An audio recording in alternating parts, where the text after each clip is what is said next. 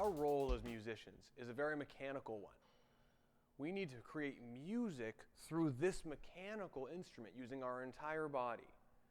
Limitation of any one part of our body can be detrimental to our role as a drummer. Now, looking at a very small joint like the wrist health becomes very important as a drummer. We need to make sure that our wrists are as healthy as possible. It saddens me to hear things like tendinitis and overuse injuries in wrists have actually stopped drummers from going on tour and continuing to play their favorite instrument. So where can we start with the wrist, and how can we learn a little bit more about the wrist so we can stay healthy and stay strong so we can continue to do what we love to do, play drums and play music? The first step is to understand what we're dealing with. Now, we're going to talk about the bones, and we're not going to talk too much about the muscle side of things, at least from a detailed perspective, but more from what role it plays with the bones.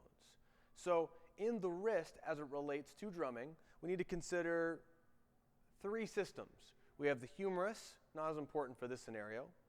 We have this second system that I'll call the forearm, which most of us are familiar with. We have the ulna and the radius. And then we have the wrist and hand, which has some carpal bones, and then the fingers coming off of it.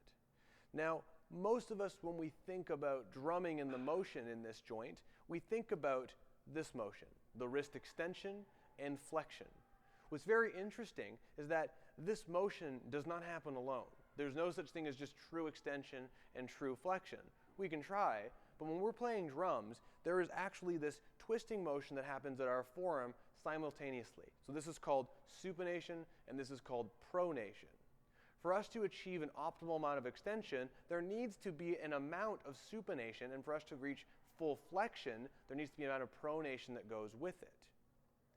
It becomes very interesting when you think of it this way, because what this means is if you're playing a different drum technique, if you're playing French grip versus German grip, that changes the scenario of how the joint moves entirely, which means that your, what we're going to call active range of motion, is completely different.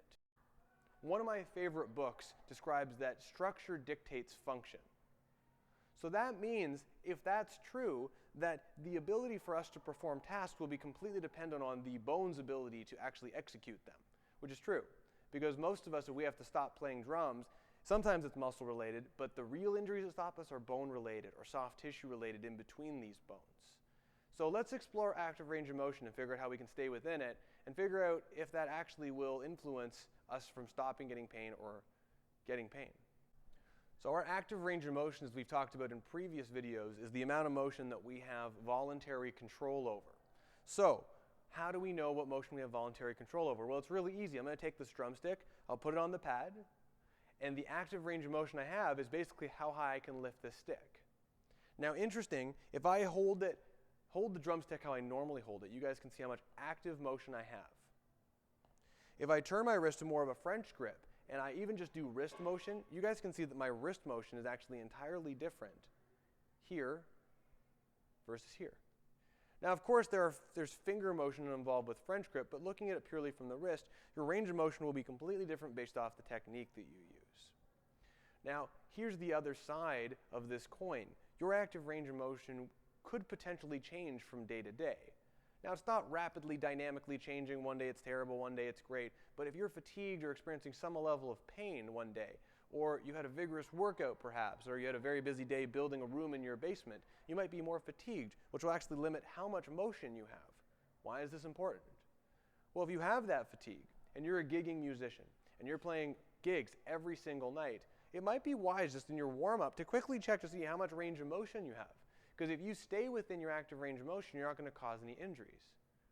Well, how would we get an injury if we went outside of our active range of motion? Our active motion is like our steering wheel in our car. It's basically how far we can turn from left to right and staying within the vehicle's ability to control it. When we go back, and if I take my hand and I apply myself back further into what's called the passive range of motion, or a range of motion that I have to be forced into, this is where joints start to get compressed or pressure is applied in ways that is not so favorable for joint health. We can talk a lot more about that, but let's just start with this. Start with staying within your active range of motion. What's nice about this is if you're experiencing some level of pain, try to see what your range of motion is without pain. and this might give you an opportunity to actually play drums even when you're not feeling so good. Lastly, and in closing, if you're experiencing some level of pain in your wrist, my suggestion would be don't push through it. There's this great soundbite out there of the no pain, no gain. And you have to push through wrist pain if you're feeling it, and you got to get on the drums and you got to play that gig. No doubt, if you want to play that gig, you do have to play that gig. However, you need to modify how you're performing so you're not causing any pain. Try staying within your active range of motion. See how it goes. Let me know how it goes. And this is easy to adopt to any other technique, because easily with a traditional grip, you just check to see how much range of motion you have and try to stay within it. Anyway, guys, thank you so much for watching. I really appreciate it. Subscribe to the channel, but leave some questions below. Let me know what you want to hear more about. Let me know how I can improve things. I want to make this completely tailored to you. So this is Brandon from Drum Mechanics, your fitness and biomechanics resource for the modern drummer. Thanks for watching.